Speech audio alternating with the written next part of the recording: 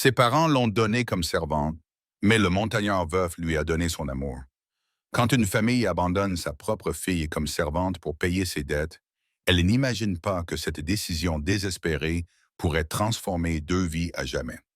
Lydia Mackenzie, âgée de seulement 19 ans, a découvert que sa famille avait décidé de son sort sans la consulter, l'envoyant servir dans la ferme isolée du redoutable trappeur Samuel Stone.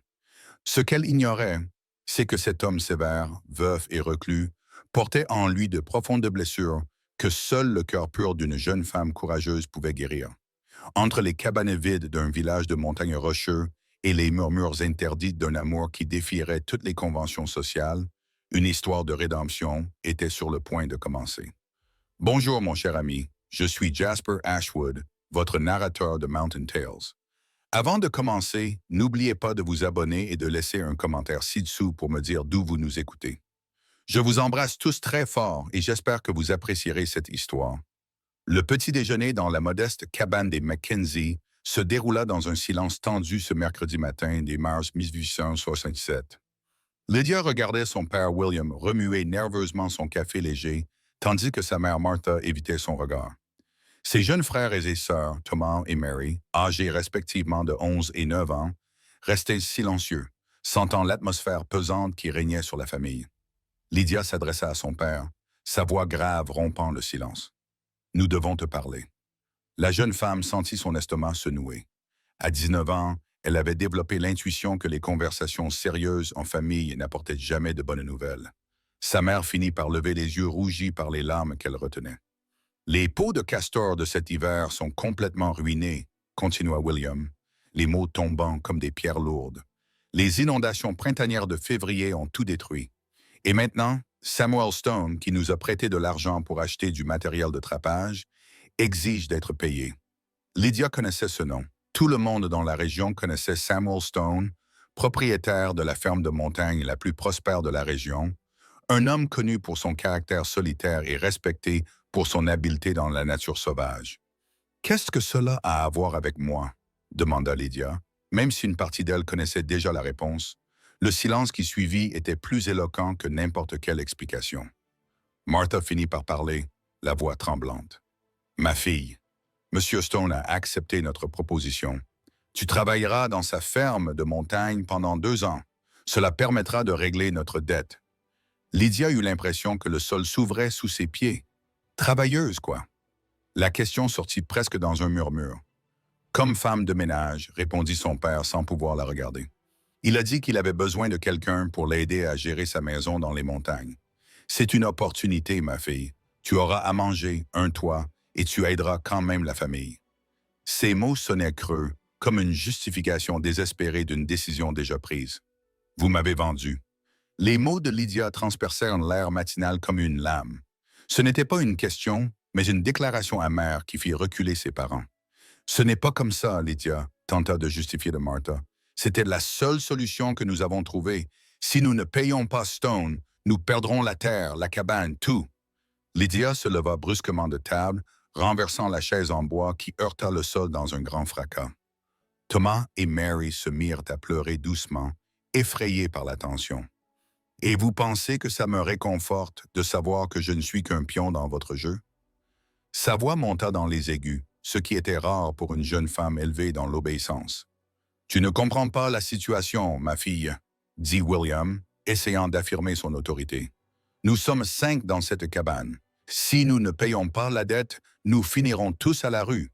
Au moins, de cette façon, tu seras en sécurité dans la maison d'un homme bon dans les montagnes. » Lydia rit amèrement. « En sécurité dans les montagnes avec un étranger. P. Qu'y a-t-il de sûr là-dedans? » La discussion fut interrompue par le bruit des sabots d'un cheval à l'extérieur. Par la fenêtre, Lydia vit un Amérindien bien habillé descendre d'un cheval bay. Il s'agissait manifestement d'un envoyé de Stone. Son cœur se mit à battre à toute vitesse. « Sont-ils déjà venus me chercher? » demanda-t-elle en regardant ses parents avec panique. « Oui, » admet son père. Running Bear avait dit qu'il viendrait tôt aujourd'hui. L'homme frappa à la porte avec courtoisie mais fermeté. William ouvrit et le salua respectueusement. « Bonjour, Running Bear. Vous êtes venu chercher la jeune fille sur ordre du patron. » Running Bear était grand, avait une allure élégante et parlait avec l'autorité de quelqu'un qui occupait une position de confiance dans la propriété. Est-elle prête? Lydia n'était pas prête. Elle ne serait jamais prête pour ça. Mes affaires, murmura Lydia en se dirigeant vers la petite chambre qu'elle partageait avec Mary. Ses possessions tenaient dans un seul baluchon. 3 robes simples, des sous-vêtements raccommodés, une Bible qui avait appartenu à sa grand-mère, quelques livres qu'elle avait réussi à rassembler au fil des ans et un portrait peint de la famille par un artiste itinérant, des années auparavant. Mary la suivit en pleurant. « Tu ne reviendras jamais, Lydia. » Le surnom affectueux de sa petite sœur brisa le cœur de Lydia. « Je ne sais pas, ma petite, mais je te promets que je t'écrirai dès que je le pourrai. » Elle serra sa sœur dans ses bras, la sentant trembler. Thomas vint également lui dire au revoir, essayant de paraître courageux comme un garçon de 11 ans se doit de l'être. Dans la pièce principale, ses parents attendaient avec Running Bear, qui maintenait une posture respectueuse mais impatiente. « Mademoiselle, nous devons partir. Le patron n'aime pas les retards. » Lydia acquiesça, portant son baluchon. Elle jeta un dernier regard à la cabane où elle était née et avait grandi, gravant chaque détail dans sa mémoire. Les murs en rondins, la cheminée en pierre, le petit jardin où sa mère cultivait des herbes aromatiques. Lydia appela sa mère en lui tendant un petit paquet. « C'est du pain de maïs pour le voyage. » La jeune femme accepta le cadeau, mais ne parvint pas à sourire. « Prends soin de toi, ma fille, » murmura Martha en essayant de la serrer dans ses bras. Lydia accepta le contact, mais resta rigide. La blessure était encore trop récente pour pardonner. Elle monta sur le cheval indiqué par Running Bear, une jument douce à la robe alezan. Elle n'avait jamais monté seule, mais la situation exigeait du courage. « La ferme est à 2 lieues d'ici, » expliqua Running Bear alors qu'ils se mettaient en route. « Nous y serons à midi. » Lydia se contenta d'acquiescer, ne faisant pas confiance à sa propre voix. Alors qu'ils s'éloignaient de la propriété familiale, elle ne se retourna pas. Elle savait que si elle le faisait, elle risquait de s'effondrer complètement. Le chemin de terre serpentait entre des forêts de pins et des prairies où paissaient des bovins, une nouveauté apportée par des colons plus prospères. Lydia chevauchait en silence à côté de Running Bear, qui maintenait respectueuse. Ses parents l'ont donnée comme servante, mais le montagnard veuf lui a donné son amour. Quand une famille abandonne sa propre fille comme servante pour payer ses dettes, elle n'imagine pas que cette décision désespérée pourrait transformer 2 vies à jamais. Lydia Mackenzie, âgée de seulement 19 ans, a découvert que sa famille avait décidé de son sort sans la consulter, l'envoyant servir dans la ferme isolée du redoutable trappeur Samuel Stone. Ce qu'elle ignorait, c'est que cet homme sévère, veuf et reclus, portait en lui de profondes blessures que seul le cœur pur d'une jeune femme courageuse pouvait guérir. Entre les cabanes vides d'un village de montagnes rocheux et les murmures interdits d'un amour qui défierait toutes les conventions sociales, une histoire de rédemption était sur le point de commencer. Bonjour mon cher ami, je suis Jasper Ashwood, votre narrateur de Mountain Tales. Avant de commencer, n'oubliez pas de vous abonner et de laisser un commentaire ci-dessous pour me dire d'où vous nous écoutez. Je vous embrasse tous très fort et j'espère que vous apprécierez cette histoire. Le petit déjeuner dans la modeste cabane des Mackenzie se déroula dans un silence tendu ce mercredi matin des mars 1867. Lydia regardait son père William remuer nerveusement son café léger, tandis que sa mère Martha évitait son regard. Ses jeunes frères et sœurs, Thomas et Mary, âgés respectivement de 11 et 9 ans, restaient silencieux, sentant l'atmosphère pesante qui régnait sur la famille. Lydia s'adressa à son père, sa voix grave rompant le silence. « Nous devons te parler. » La jeune femme sentit son estomac se nouer. À 19 ans, elle avait développé l'intuition que les conversations sérieuses en famille n'apportaient jamais de bonnes nouvelles. Sa mère finit par lever les yeux rougis par les larmes qu'elle retenait. « Les pots de castor de cet hiver sont complètement ruinés, » continua William, les mots tombant comme des pierres lourdes. « Les inondations printanières de février ont tout détruit. Et maintenant, Samuel Stone, qui nous a prêté de l'argent pour acheter du matériel de trappage, exige d'être payé. » Lydia connaissait ce nom.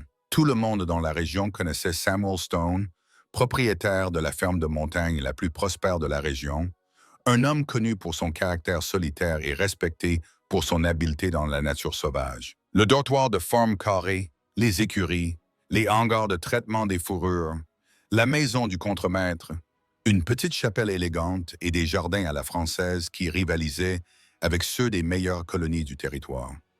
Tout respirait la prospérité et l'ordre. Impressionnant, n'est-ce pas, commenta Running Bear, remarquant l'émerveillement dans les yeux de Lydia.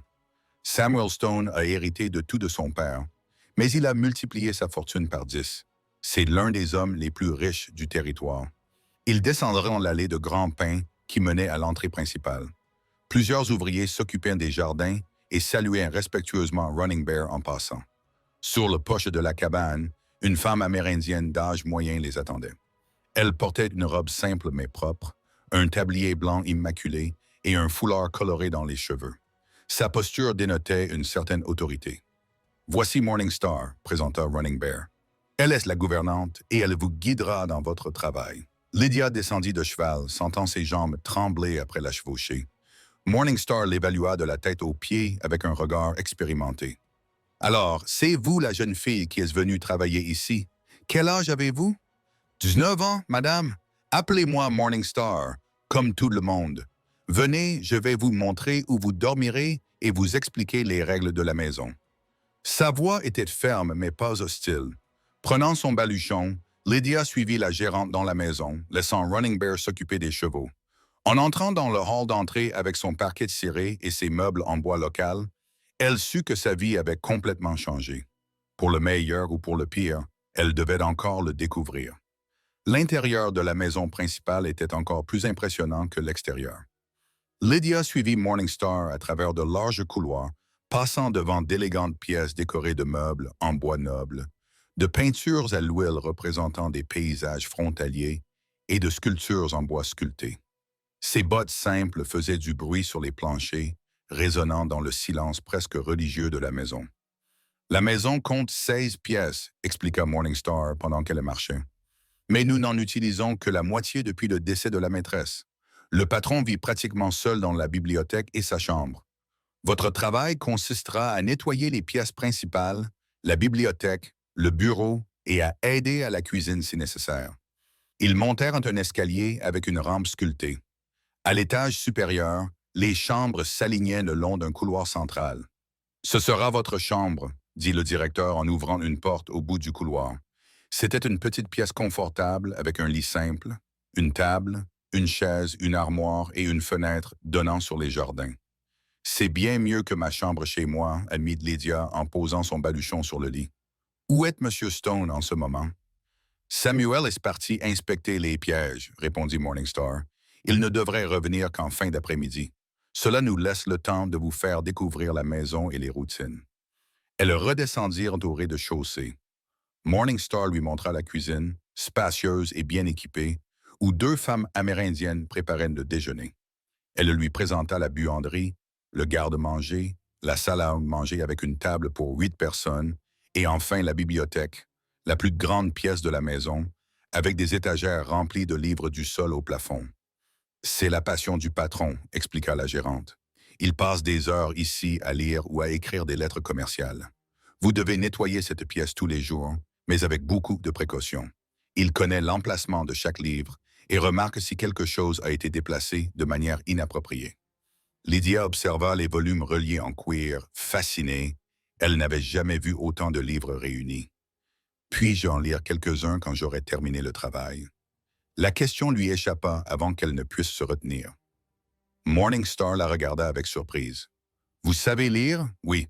J'ai appris avec le prédicateur itinérant de notre colonie. » La gérante sembla réfléchir. « C'est une question à régler avec le patron. Pour l'instant, contente-toi de nettoyer et de ranger. » Le reste de l'après-midi passa rapidement tandis que Lydia se familiarisait avec la routine de la maison. Elle aida à préparer le dîner, apprit où étaient rangés les ustensiles de nettoyage et fit la connaissance des autres employés. Outre Morningstar, il y avait Running Bear, qui servait de contremaître, 2 domestiques amérindiens, un cuisinier appelé Old Pete et plusieurs ouvriers qui travaillaient sur les lignes de piège. Au crépuscule, ils entendirent le bruit des sabots sur l'avenue principale. « Le patron est arrivé », annonça Morningstar en lissant son tablier. « Tu vas lui être présenté maintenant. » Lydia sentit son estomac se nouer de nervosité. Tout au long de la journée, elle avait imaginé comment se passerait cette première rencontre avec l'homme qui avait techniquement acheté ses services. Samuel Stone entra par la porte principale et accrocha son chapeau de cuir usé à un crochet. Lydia vit pour la première fois l'homme des montagnes de Stone Ridge. Un homme grand, aux épaules larges, aux cheveux bruns parsemés de quelques mèches grises sur les tempes, au visage anguleux marqué par les années passées dans les montagnes, mais empreint d'une profonde tristesse. Il portait un pantalon en laine pratique, une chemise en flanelle et un gilet en cuir. Il avait 36 ans, mais semblait plus âgé en raison de la lenteur de ses mouvements et du poids de l'isolement. « Bonsoir, Monsieur Stone », salua Morningstar avec une familiarité respectueuse. « Voici Lydia Mackenzie, la jeune fille qui est venue nous aider à la maison. » L'homme des montagnes leva les yeux, d'un bleu surprenant, et les fixa sur Lydia. Elle fit un signe de tête respectueux, gardant le regard baissé comme il se doit. « Bonsoir, Monsieur Stone », dit-elle d'une voix ferme malgré sa nervosité. Il l'observa pendant quelques instants, qui semblèrent une éternité. « Quel âge avez-vous? 19 ans, monsieur? Savez-vous lire et écrire? »« Oui, monsieur. » Il y eut un silence. « Eh bien, Morningstar vous expliquera vos tâches. Travaillez avec dévouement et vous serez traité avec justice. » Sa voix était grave, cultivée, mais froide. Sans un mot de plus, il se dirigea vers la bibliothèque. Lydia entendit la porte se refermer derrière lui et expira l'air qu'elle retenait sans s'en rendre compte. « N'ayez pas peur, » murmurait Morningstar. « Il est comme ça avec tout le monde. Depuis qu'il a perdu sa femme, il semble avoir érigé un mur autour de son cœur. Les premiers jours à la ferme établirent une routine rigoureuse pour Lydia. Elle se réveillait avant l'aube au son de la cloche qui appelait les travailleurs au travail. Elle enfilait son uniforme simple, une robe en coton bleu marine avec un tablier blanc, et se rendait à la cuisine pour aider à préparer le petit déjeuner. Samuel Stone prenait son café seul dans la salle à manger, lisant les correspondances commerciales ou les journaux qui arrivaient de Denver avec plusieurs semaines de retard. Lydia le servait en silence, remarquant qu'il levait rarement les yeux de sa lecture. L'homme mangeait mécaniquement, comme s'il s'agissait d'une simple obligation quotidienne. Après le petit déjeuner, l'homme des montagnes se rendait à ses activités, supervisant les pièges, rencontrant les contremaîtres, recevant la visite d'autres colons ou commerçants. Lydia se mit alors à nettoyer la maison, commençant toujours par la bibliothèque, suivant les conseils de Morningstar. C'était dans cet environnement qu'elle se sentait le plus à l'aise. Tout en dépoussiérant les étagères et en rangeant les papiers sur le bureau en acajou, elle laissa son regard vagabonder sur les titres des livres. Il y avait des œuvres de littérature française, des classiques de latin, des traités sur le commerce des fourrures, des livres sur l'histoire américaine et même quelques recueils de poésie. Un matin, alors qu'elle nettoyait la table, elle ne put résister et ouvrit un volume de sonnets de Shakespeare qui était ouvert. Elle se perdit dans la lecture pendant quelques minutes, transportée par la beauté des vers, et ne remarqua pas que Samuel Stone était entré silencieusement dans la bibliothèque. « Vous aimez la poésie? » La voix grave derrière elle la fit sursauter et elle laissa tomber le livre. « Pardonnez-moi, monsieur, » s'écria-t-elle en se baissant pour ramasser le volume. « Je n'aurais pas dû le toucher. »« Répondez à la question, » l'interrompit-il sans dureté. Lydia hésita, puis décida d'être honnête. « Oui, monsieur, j'ai toujours aimé lire depuis que je suis petite. » Samuel Stone lui prit le livre des mains, observant la page ouverte. « Qu'avez-vous pensé de ce sonnet? » La question la surprit. Elle s'attendait à une réprimande, pas à une conversation sur la littérature. « C'est magnifique, monsieur. Il parle de l'amour qui perdure même après la mort. » Il l'observa avec un intérêt renouvelé. « Intéressante interprétation. Vous pouvez continuer à lire, mais seulement après avoir terminé vos tâches, » dit-il avant de quitter la bibliothèque, laissant Lydia stupéfaite par cette concession inattendue. Au cours des semaines suivantes, de petits gestes commencèrent à révéler différents aspects de la personnalité de Samuel Stone. Lydia remarqua qu'il laissait certains livres sur la table de la bibliothèque, toujours ouverts à des passages intéressants. Lorsqu'elle manifestait de la curiosité pour un titre pendant le nettoyage, il faisait des commentaires brefs mais perspicaces sur l'œuvre. Un après-midi, alors qu'elle arrosait les fleurs du jardin intérieur, une activité qu'elle avait prise de sa propre initiative car les plantes se fanaient par manque de soins, elle vit Samuel Stone qui l'observait depuis la fenêtre de la bibliothèque. Lorsqu'elle leva les yeux, il s'éloigna rapidement, mais Lydia remarqua que quelque chose dans son expression s'était adouci. Le changement le plus notable eut lieu un matin pluvieux d'avril. Lydia se trouvait dans la salle de musique, un espace resté fermé depuis la mort de sa femme, et nettoyait le piano recouvert d'un drap blanc. Sans s'en rendre compte, elle se mit à fredonner une chanson que sa mère lui avait apprise, une mélodie folklorique romantique populaire dans la région. Sa voix, naturellement douce et juste, résonnait dans le silence ambiant. Elle ne remarqua pas Samuel Stone debout dans l'embrasure de la porte, qui l'observait avec une expression indescriptible. Quand elle l'aperçut enfin, elle cessa brusquement de chanter, rougissant de honte. « Pardonnez-moi, monsieur, je ne savais pas que vous étiez là. »« Ne t'arrête pas, » dit-il doucement en entrant dans la pièce. « Depuis combien de temps n'a-t-on pas entendu de musique dans cette maison? » Lydia resta immobile, ne sachant pas comment réagir. C'était la première fois qu'elle voyait quelque chose qui ressemblait à de l'émotion sur le visage de cet homme des montagnes. « Ma femme jouait de ce piano tous les jours, » continua-t-il en s'approchant de l'instrument. « Après son départ, j'ai ordonné que cette pièce soit fermée, mais il est peut-être temps de la rouvrir. » Il retira la housse du piano avec un geste prudent, révélant le magnifique instrument en bois sombre. Les touches en ivoire brillaient sous la lumière qui pénétrait par les fenêtres. « Savez-vous en jouer ?» demanda-t-il. Lydia secoua la tête. « Je sais seulement chanter, monsieur. Je n'ai jamais eu l'occasion d'apprendre à jouer d'un instrument. » Samuel Stone sembla pensif. « Peut-être que cela peut changer. » Cette phrase énigmatique resta en suspens dans l'air, tandis qu'il quittait la pièce, laissant le piano découvert. Lydia termina le nettoyage en silence, mais une graine d'espoir commença à germer dans son cœur. Pour la première fois depuis son arrivée, elle entrevit la possibilité que cette maison puisse devenir autre chose qu'un simple lieu de travail forcé. Le mois de mai arriva, avec ses matins frais et ses après-midi ensoleillés, apportant des changements subtils mais significatifs à Stone Ridge Homestead. Samuel Stone commença à prendre son petit déjeuner sur la véranda plutôt que dans l'isolement de la salle à manger et fit parfois des commentaires sur le temps ou les fleurs que Lydia entretenait avec tant de soin. La jeune femme avait transformé le jardin intérieur de la maison, plantant des fleurs sauvages, des roses et du jasmin dans les parterres abandonnés, créant ainsi une petite oasis de couleurs et de parfums.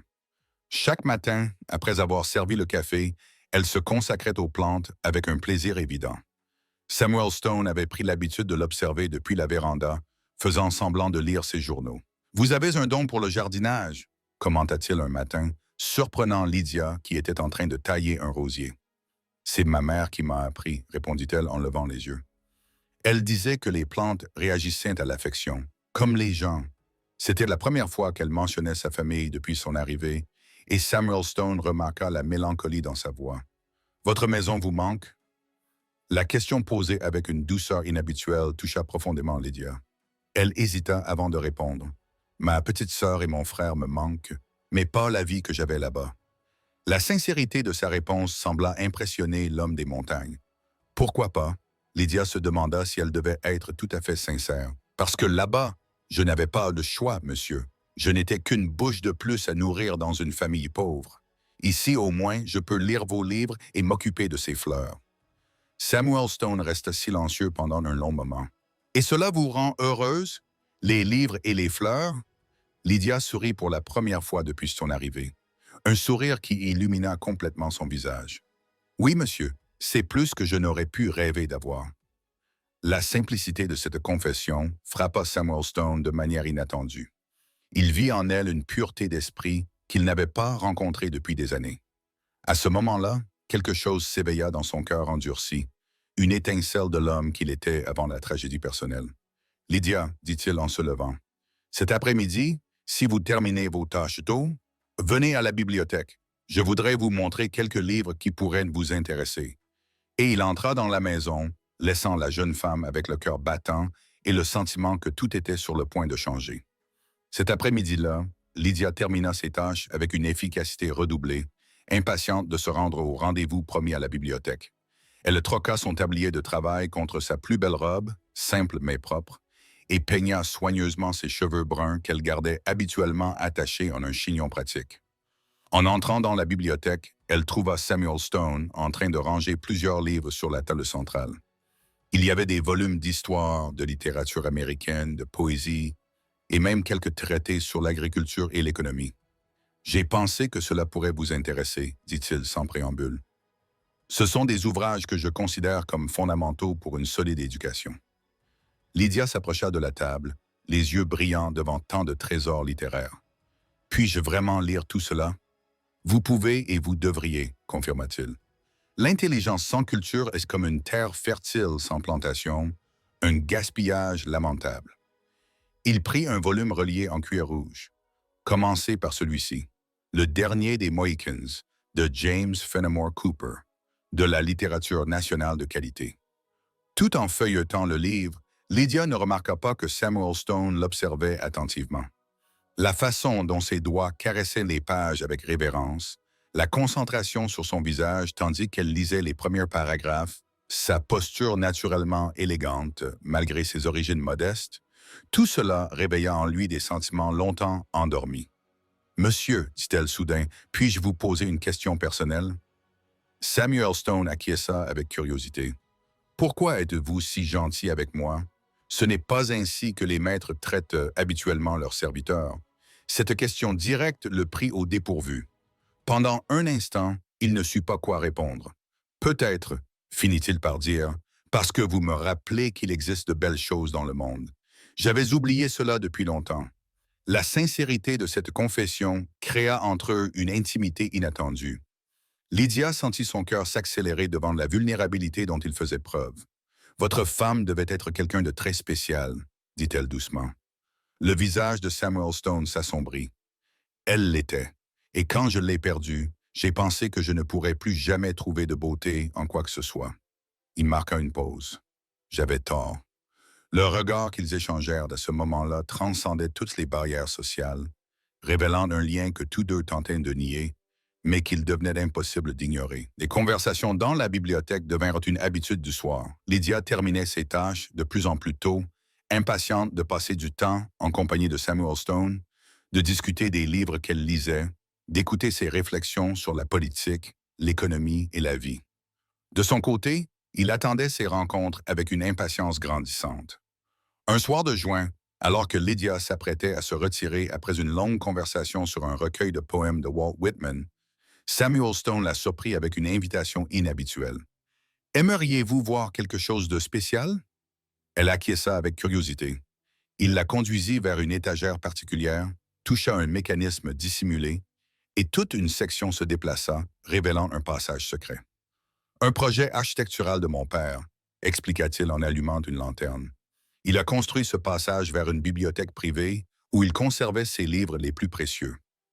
Ils entrèrent dans la pièce cachée, plus petite que la bibliothèque principale, mais confortable avec ses fauteuils en cuir et sa cheminée en pierre. Les murs étaient recouverts de livres rares et précieux. « C'est ici que je viens quand j'ai besoin de réfléchir », avoua Samuel Stone en allumant la cheminée malgré la chaleur. Après la mort de Rebecca, cet endroit est devenu mon refuge. Lydia observa cet environnement intime, réalisant qu'elle était admise dans un espace profondément personnel. « Pourquoi me montrez-vous cela? » Samuel Stone resta silencieux pendant un long moment, contemplant les flammes qui dansaient dans la cheminée. « Parce que vous êtes la première personne depuis la mort de ma femme qui éveille en moi le désir de partager quelque chose d'important. » Il se tourna vers elle. « Lydia, ce qui se passe entre nous est dangereux. » La confession resta suspendue dans l'air comme une révélation que tous deux connaissaient déjà, mais qu'aucun n'avait osé verbaliser. Lydia sentit son cœur s'accélérer. « Dangereux? Pourquoi? » demanda-t-elle, bien qu'elle connût la réponse. « Parce que je suis un homme de la montagne, un homme important, et que vous êtes ma servante. Parce que la société ne l'accepterait jamais. Parce que je pourrais détruire votre réputation et la mienne. » Lydia s'approcha lentement de lui. « Et si je me moquais de ce que pense la société? » Samuel Stone la regarda attentivement. « Vous devriez vous en soucier, vous êtes jeune. Vous avez toute la vie devant vous. Je suis un homme marqué par la tragédie, j'ai 17 ans de plus que vous et des responsabilités que vous ne pouvez imaginer. Ne me considérez pas comme une enfant, dit-elle fermement. Considérez-moi comme une femme. Je le sens dans la façon dont vous me regardez. » Le courage dont Lydia faisait preuve en l'affrontant directement l'impressionnait et l'effrayait à la fois. Lydia, non, l'interrompit-il. Laissez-moi parler. Au cours de ces derniers mois, j'ai appris à vous connaître au-delà de votre réputation d'homme froid. J'ai vu votre gentillesse, votre intelligence, votre douleur, et je sais que quelque chose a changé en moi aussi. Samuel Stone serra les poings, luttant contre les sentiments qu'il essayait de réprimer. Tu ne comprends pas les conséquences. Si quelqu'un découvre que j'ai des sentiments pour toi, ta vie sera ruinée. Ils diront que tu es ma maîtresse, une aventurière intrigante. Lydia leva le menton avec défi. Et que diront-ils du gentleman qui est tombé amoureux de la fille d'un pionnier? Serait-ce pire pour ta position sociale? La question frappa Samuel Stone comme une gifle. Il n'avait jamais envisagé la question sous cet angle, à savoir comment ses propres préjugés de classe influençaient ses craintes. Il resta silencieux pendant un long moment, son expression tendue trahissant son conflit intérieur. « Lydia, dit-il finalement, la voix émue, il ne s'agit pas d'avoir honte de mes sentiments. Il s'agit de te protéger des conséquences. » Il s'approcha d'elle et s'arrêta à quelques pas. « Tu es la personne la plus authentique que je connaisse. Tu as une âme pure qui ne mérite pas d'être souillée par des scandales. Et si je suis prêt à affronter ces scandales? » Lydia leva la main, touchant presque son visage avant de se retenir. « Monsieur Stone, pour la première fois de ma vie, j'ai l'impression de pouvoir être moi-même.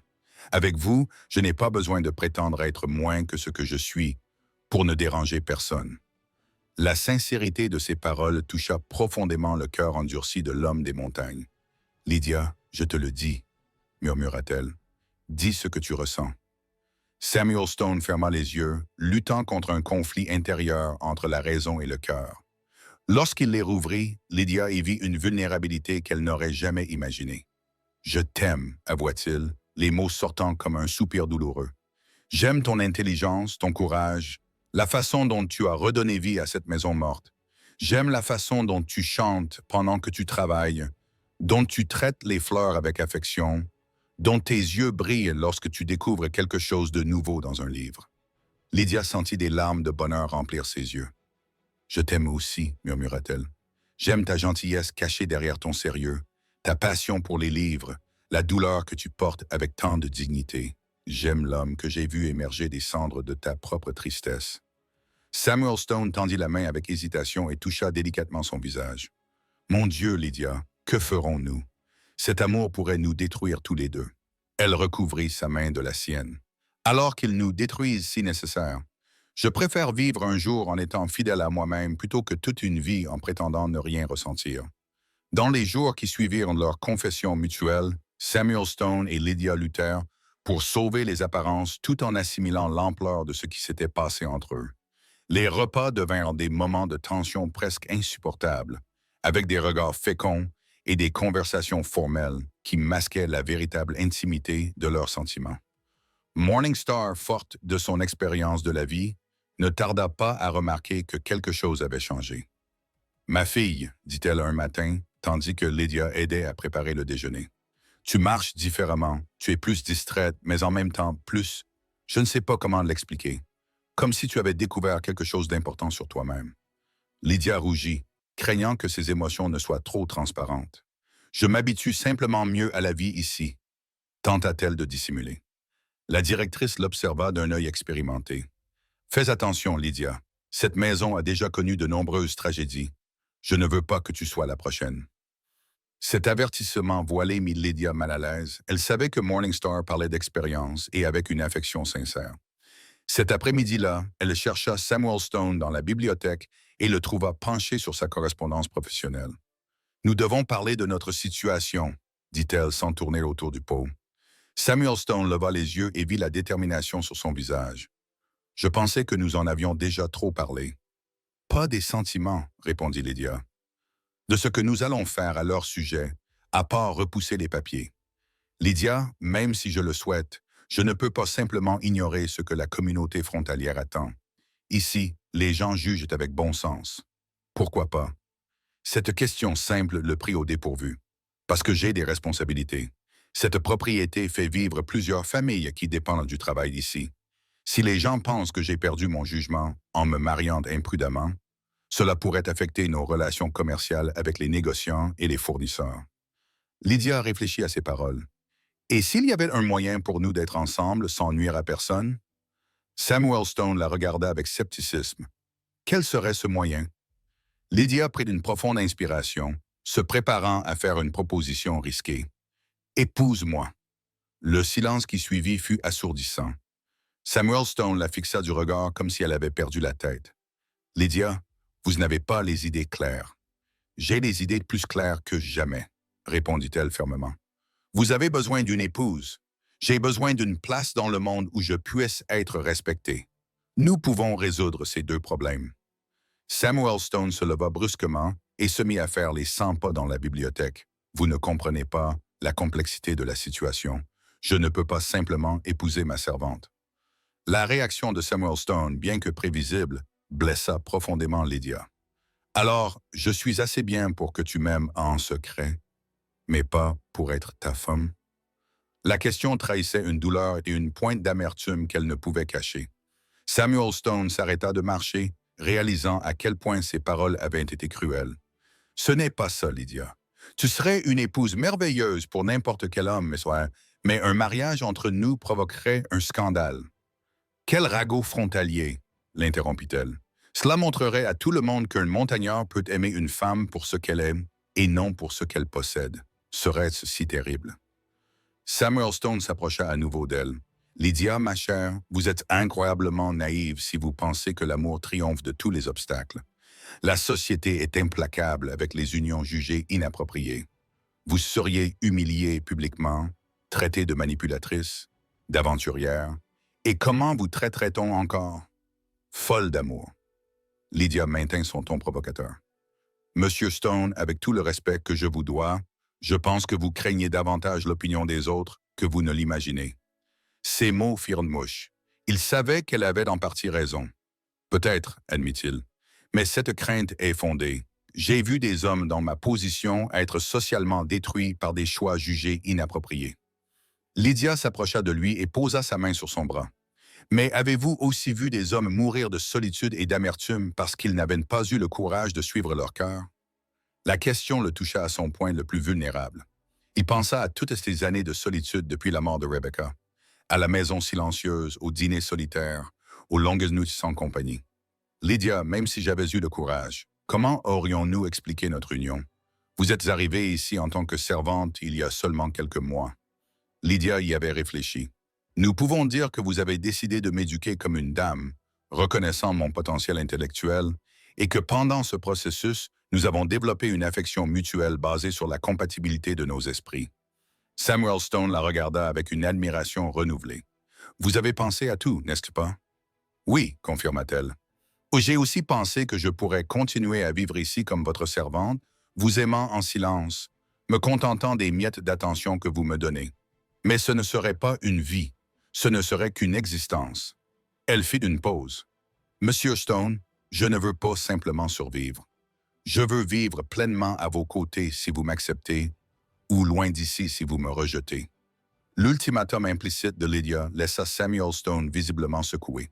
Il n'avait jamais rencontré une femme aussi déterminée et courageuse. Il passa la main dans ses cheveux, un geste que Lydia avait appris à reconnaître comme un signe de profonde tension intérieure. Lydia, j'ai besoin de temps pour réfléchir, dit-il finalement. Ce que vous proposez changerait complètement nos vies, et pas seulement les nôtres. Combien de temps? Demanda-t-elle directement. Je ne sais pas. Quelques jours, peut-être une semaine. Lydia acquiesça, même si elle ressentait en elle une urgence qu'elle ne pouvait expliquer. Très bien, mais pendant que vous réfléchissez, souvenez-vous d'une chose. Le véritable amour est rare. Le gaspiller par peur est le plus grand péché que nous puissions commettre envers nous-mêmes. Au cours des jours suivants, la tension dans la maison devint presque palpable. Samuel Stone se montrait plus distant et formel, comme s'il essayait de reconstruire les barrières qui s'étaient effondrées. Lydia maintenait sa routine de travail avec une efficacité professionnelle, mais avait perdu la spontanéité qui animait la maison. La situation atteignit son paroxysme lorsqu'un jeudi de juillet, un visiteur inattendu arriva à la ferme. Il s'agissait du colonel Theodore Hamilton, un voisin prospère et père de 3 filles célibataires, venu discuter affaires avec Samuel Stone. Au cours du dîner, servi de manière formelle dans la salle à manger principale, le sujet passa à des questions personnelles. Samuel, mon ami, dit le colonel, après quelques verres de whisky, cela fait trop longtemps que Rebecca est décédée. Un homme qui possède une propriété comme la vôtre a besoin d'une partenaire compétente qui connaît la vie à la frontière. Ma fille Elisabeth a grandi dans un ranch, elle sait tout gérer, des comptes du bétail, elle vient d'une bonne famille et possède des terres voisines. Lydia, qui servait discrètement à table, sentit son estomac se nouer. Samuel Stone garda son expression impassible. « Theodore, j'apprécie ta suggestion, mais je n'envisage pas de me remarier pour le moment. »« C'est absurde, » s'exclama le colonel. « Vous n'avez que 36 ans. Vous avez encore beaucoup à offrir et beaucoup à gagner d'une union appropriée. » Le mot « approprié » résonna dans l'esprit de Lydia comme une gifle. Elle finit de servir le dîner et se retira, mais ne put s'empêcher d'entendre le reste de la conversation depuis le couloir. Réfléchissez bien, Samuel. Elisabeth est une jeune femme raffinée qui saurait occuper sa place dans la société sans causer d'embarras. Cette nuit-là, Lydia eut du mal à trouver le sommeil. Les paroles du colonel Theodore résonnaient dans son esprit. Union convenable, place dans la société, sans causer d'embarras. Chaque phrase était comme un coup de poignard dans ses rêves de bonheur aux côtés de Samuel Stone. Le lendemain matin, elle trouva une lettre sur son lit lorsqu'elle revint du petit déjeuner. L'élégante écriture de Samuel Stone était indubitable. Les mains tremblantes, elle ouvrit l'enveloppe. « Ma chère Lydia, la conversation d'hier soir m'a fait comprendre l'impossibilité de notre situation. Même si mon cœur vous désire ardemment, je ne peux vous exposer aux humiliations que vous subiriez certainement en tant que mon épouse. J'ai décidé de vous libérer de cette situation. Je vous ai fourni une somme d'argent et une lettre de recommandation à une famille respectable de Denver, où vous pourrez travailler dans de bien meilleures conditions qu'actuellement. Le chariot sera prêt à 10 heures. Pardonne-moi de ne pas avoir le courage de te dire au revoir en personne. Samuel. » Lydia lut la lettre 3 fois avant que les mots ne pénètrent complètement sa conscience. Il la renvoyait, la chassait comme on se débarrasse de quelque chose qui est devenu gênant. La douleur qu'elle ressentait était physique, comme si quelque chose s'était brisé dans sa poitrine. Mais cette douleur s'accompagnait d'indignation. Comment Samuel Stone osait-il prendre seul une décision qui les concernait tous les deux? Comment osait-il la protéger contre sa propre volonté? Lydia plia la lettre d'une main ferme, sa douleur initiale laissant place à une détermination de fer. Elle se rendit directement à la bibliothèque où elle trouva Samuel Stone faisant semblant d'être absorbé par des documents commerciaux. « Je dois te parler, » dit-elle sans cérémonie.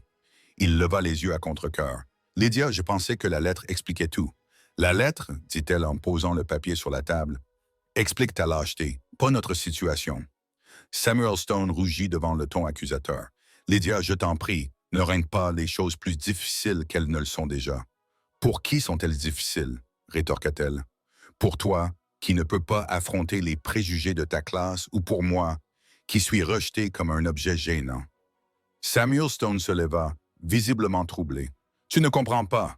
J'essaie de te protéger. »« Mensonge » s'exclama Lydia, avec une passion qui le surprit. « Tu te protèges toi-même. Avez-vous peur de ce qu'ils diront? Peur de perdre votre position sociale? Peur d'assumer un amour que vous considérez comme inapproprié? » Les mots de Lydia atteignirent leur cible avec une précision chirurgicale. Samuel Stone savait qu'elle avait raison. Mais son éducation aristocratique et des décennies de conditionnement social constituaient des obstacles difficiles à surmonter. Et si vous aviez raison, et si j'étais vraiment un lâche, cela ne change rien au fait. Le fait est que nous nous aimons. Tout le reste n'est que convention créée par les hommes pour contrôler les autres hommes. Elle posa ses mains sur la table, face à lui. « Monsieur Stone, je vais vous faire une dernière proposition. Si vous m'aimez vraiment, épousez-moi. Nous affronterons ensemble tout ce qui nous arrivera. Et si je refuse, demanda-t-il, bien qu'il connaisse déjà la réponse, alors je partirai, mais pas à Denver comme vous l'aviez prévu. Je retournerai dans ma famille et je dirai à tout le monde exactement pourquoi j'ai quitté cette maison. » La menace implicite alarma Samuel Stone. « Lydia, cela détruirait ta réputation. » « Exactement, » compléta-t-elle. « Si tu ne peux pas m'avoir comme épouse par crainte du scandale, tu auras au moins le scandale sans la compensation de mon amour. » Samuel Stone réalisa qu'il avait complètement sous-estimé la détermination de la jeune femme. « Tu me ferais chanter? » J'appelle cela des conséquences, répondit Lydia froidement. Tu penses que j'accepterai passivement ta décision unilatérale. Tu te trompes. Elle se redressa, adoptant une posture qui rayonnait d'une réelle dignité malgré ses origines modestes. J'ai jusqu'à demain midi pour recevoir ta réponse. Le mariage ou le scandale, à vous de choisir. Elle quitta la bibliothèque, laissant Samuel Stone stupéfait. Il n'aurait jamais imaginé que la douce Lydia puisse faire preuve d'une telle détermination. Cette nuit fut la plus longue de la vie de Samuel Stone. Il erra dans la maison comme un fantôme, visitant chaque pièce où il avait partagé des moments privilégiés avec Lydia. Dans le jardin, il vit les fleurs qu'elle avait plantées et entretenues avec tant d'amour. Dans la salle de musique, il contempla le piano qu'elle l'avait convaincu de redécouvrir. Vers minuit, il se retrouva dans la bibliothèque secrète où ils avaient partagé leur première confidence intime. Assis devant la cheminée éteinte, il commença à réévaluer toute sa vie. Quel genre d'homme était-il devenu? Quel exemple donnait-il? Il se souvint de son père, lui aussi prisonnier des conventions sociales. Il était mort seul et amer, entouré de richesses, mais dépourvu de véritable joie. Était-ce là le destin que Samuel Stone souhaitait pour lui-même? Encore plusieurs décennies de solitude respectable. À 3 heures du matin, il prit une décision. Il se rendit dans la chambre de Lydia et frappa doucement à la porte. « Lydia, tu es réveillée? »« Oui, répondit-elle immédiatement. Elle ouvrit la porte en peignoir, les cheveux détachés sur les épaules. Même dans la pénombre, il voyait qu'elle n'avait pas dormi non plus. « J'ai quelque chose à te dire, commença-t-il. Tu as raison. Je suis effectivement un lâche. J'ai passé 4 ans à me cacher derrière mon chagrin, utilisant la mort de Rebecca comme excuse pour ne pas vivre. » Lydia écouta en silence, voyant le conflit intérieur se refléter sur son visage. « Mais tu m'as réveillé d'un sommeil qui durait depuis des années, continua-t-il. Tu as apporté de la couleur à une vie qui était devenue grise. Et même si je crains les conséquences, il serait encore plus lâche de perdre la chance d'être à nouveau heureux à cause de ce que les autres pourraient me penser. » Lydia sentit son cœur s'accélérer, mais garda une expression prudente. « Que veux-tu dire? » Samuel Stone prit une profonde inspiration. « Je veux dire que j'accepte ta demande. Épouse-moi, Lydia.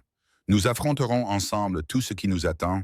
Amasedenanon. » La joie qu'elle voyait dans ses yeux était une récompense suffisante pour toutes ses craintes. « Es-tu sûr? » demanda-t-elle doucement.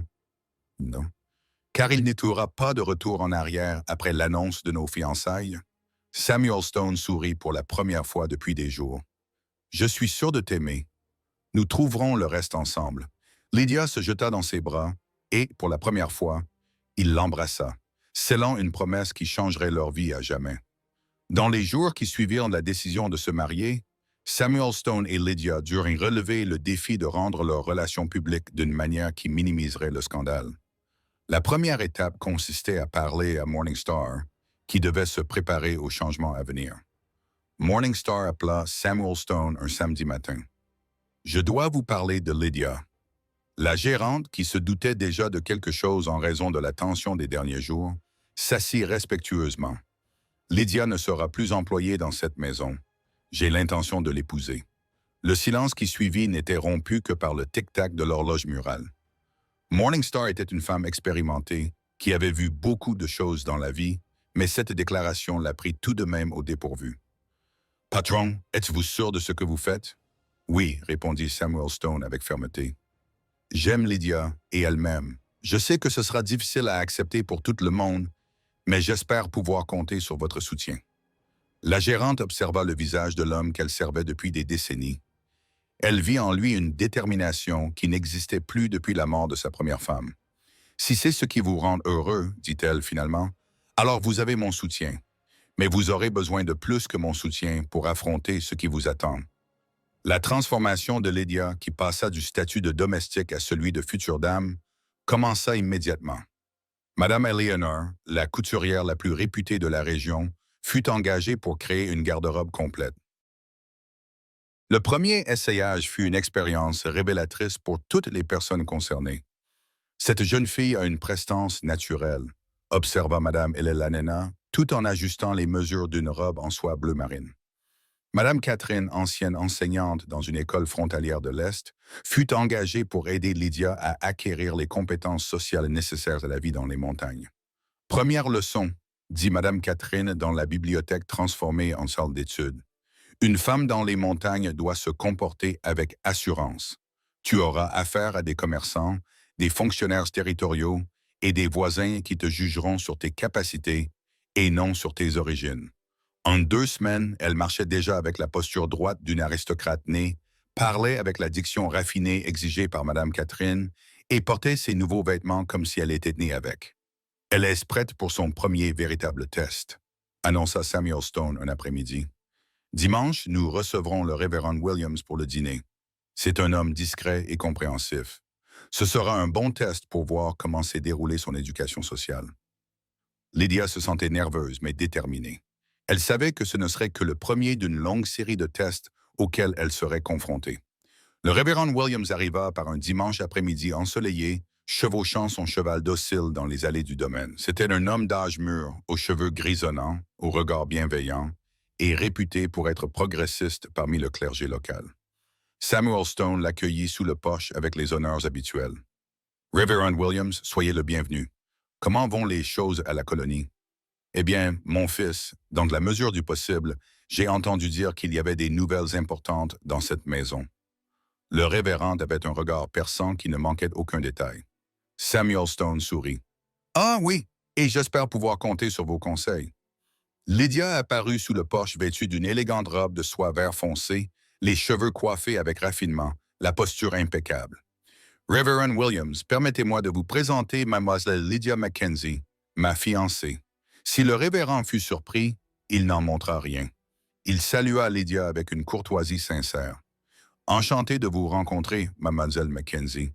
Monsieur Stone m'a beaucoup parlé de vous. » Lydia fit une révérence parfaite, exactement comme Madame Catherine le lui avait enseigné. « Tout le plaisir est pour moi, révérend. Monsieur Stone parle toujours de vous avec beaucoup d'affection. » Pendant le dîner, servi de manière formelle dans la salle à manger principale, Lydia démontra une maîtrise parfaite des règles de l'étiquette. Elle conversait intelligemment sur la littérature, posait des questions pertinentes sur le travail paroissial, montrait un intérêt sincère pour les pauvres de la région. Le révérend était visiblement impressionné. « Monsieur Stone, dit le révérend Williams, lorsqu'ils se retrouvèrent seuls, fumant la pipe dans la bibliothèque. Votre fiancée est une femme exceptionnelle, intelligente, instruite, compatissante. Comment l'avez-vous rencontrée? » C'était la question à laquelle Samuel Stone s'attendait. « J'ai reconnu en elle des qualités rares et j'ai décidé de l'éduquer pour en faire ma compagne. Au cours de ce processus, nous avons découvert une affinité d'âme. » Le révérend acquiesça pensivement. « Et sa famille est d'origine modeste, mais digne. Ses parents sont d'honnêtes travailleurs ruraux. » Le révérend Williams resta silencieux pendant quelques instants, réfléchissant clairement à la situation. « Mon fils, je comprends que le cœur ne choisit pas la classe sociale. Si vous vous aimez vraiment, et si Lydia est la femme que je vois, vous avez ma bénédiction. » Samuel Stone ressentit un immense soulagement. L'approbation du révérend était cruciale pour l'acceptation sociale du mariage. « Révérend, puis-je compter sur vous pour célébrer notre union? » « Certainement, mais je vous suggère de faire les préparatifs avec discrétion. Annoncez vos fiançailles progressivement. Laissez les gens s'habituer à l'idée avant la cérémonie. » La nouvelle des fiançailles de Samuel Stone commença à se répandre dans la région de manière contrôlée. Il en informa d'abord Running Bear et ses employés les plus proches, leur demandant de faire preuve de discrétion, mais sans garder le secret. Une semaine plus tard, il publia une annonce discrète dans la Gazette territoriale. Samuel Stone, de Stone Ridge, a l'honneur d'annoncer ses fiançailles avec Mademoiselle Lydia Mackenzie, jeune femme d'une excellente éducation et aux vertus exemplaires. La cérémonie aura lieu à une date qui sera annoncée ultérieurement. Les réactions ont été immédiates et variées. Dans la ville la plus proche, les dames de la société locale se sont réunies pour disséquer chaque mot de l'annonce. Toutes les réactions n'ont pas été positives. Le colonel Theodore Hamilton, qui avait tenté d'arranger le mariage de sa fille avec Stone, était visiblement contrarié. « C'est du gâchis », grommelait-il à qui voulait l'entendre. Un homme de la position de Samuel devrait se marier dans sa classe sociale. Le premier test social majeur pour Lydia survint lorsque Mme Eugenia Blackwood, l'une des femmes les plus influentes de la région, décida de rendre une visite de courtoisie à la future épouse du montagnard. C'était une femme de 50 ans, veuve fortunée, connu pour son franc-parler et sa capacité à faire ou défaire des réputations. Lydia l'accueillit dans le hall principal avec une révérence parfaite. Madame Blackwood, quel honneur de vous recevoir chez nous, dit Lydia d'une voix ferme et avec un sourire chaleureux. Monsieur Stone m'a beaucoup parlé de vous. La visiteuse examina Lydia d'un regard pénétrant, notant chaque détail de son apparence, de sa posture et de ses manières. Pendant 1 heure, Madame Blackwood mena ce qui était clairement un interrogatoire déguisé en conversation mondaine.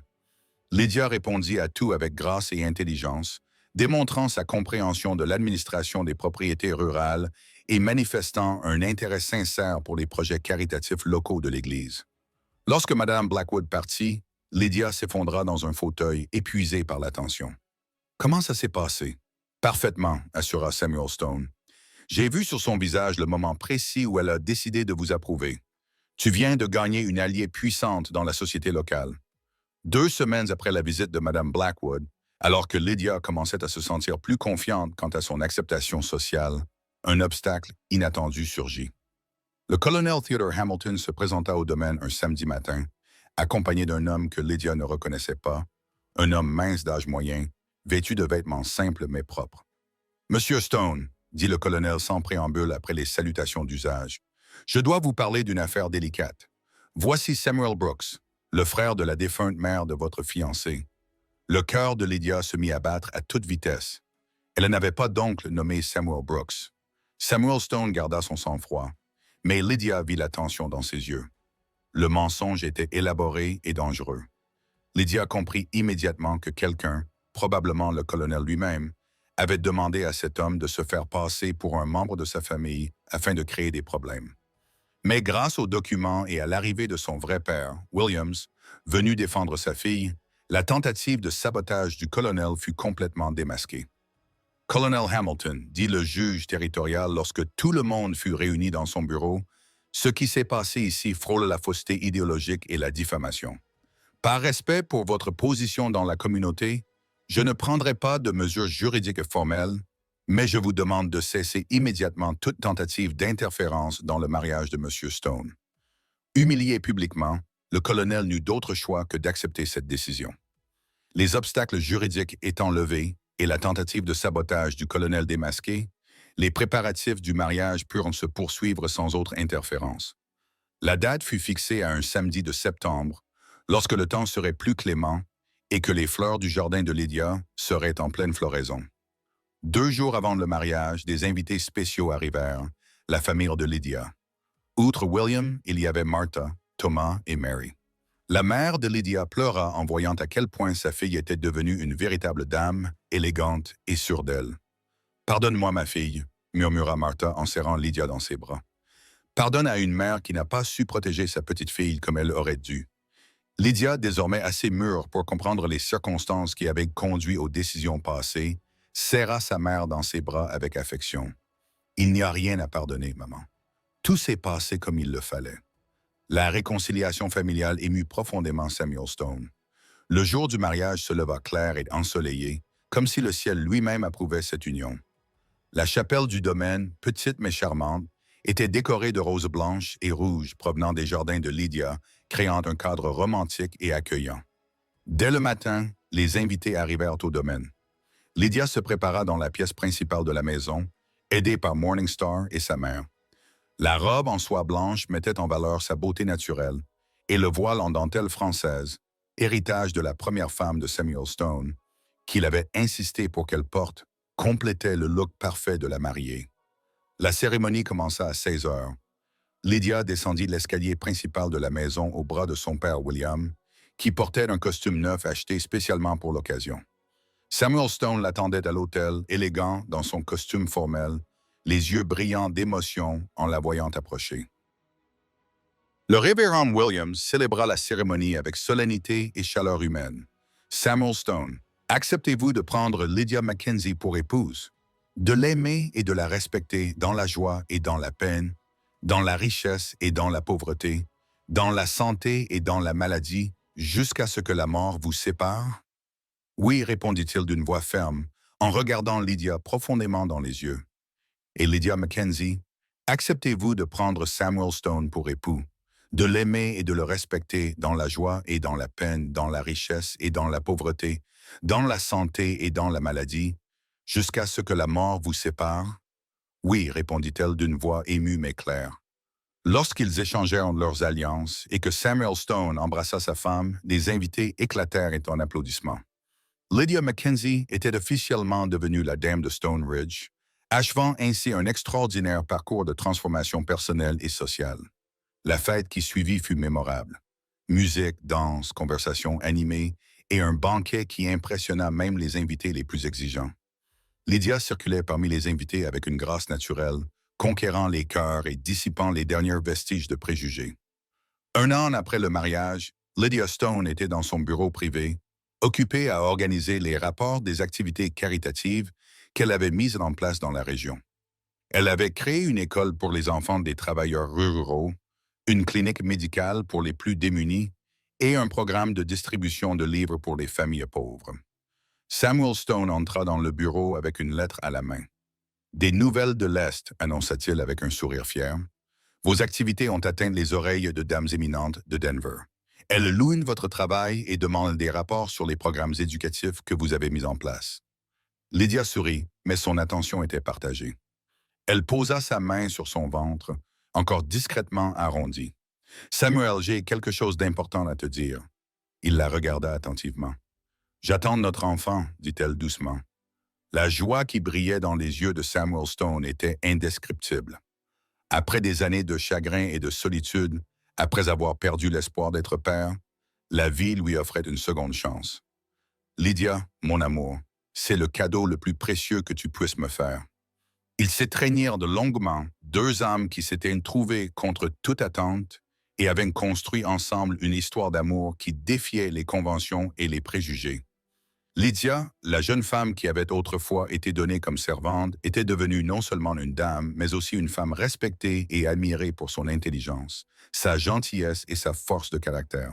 « Tu sais, dit-elle, toujours dans les bras de son mari, parfois je me demande ce que serait ma vie si je n'avais pas eu le courage de me battre pour notre amour. » Samuel Stone s'écarta pour la regarder, et je pensais à quel point j'aurais été mesquin si j'avais laissé les préjugés vaincre mon cœur.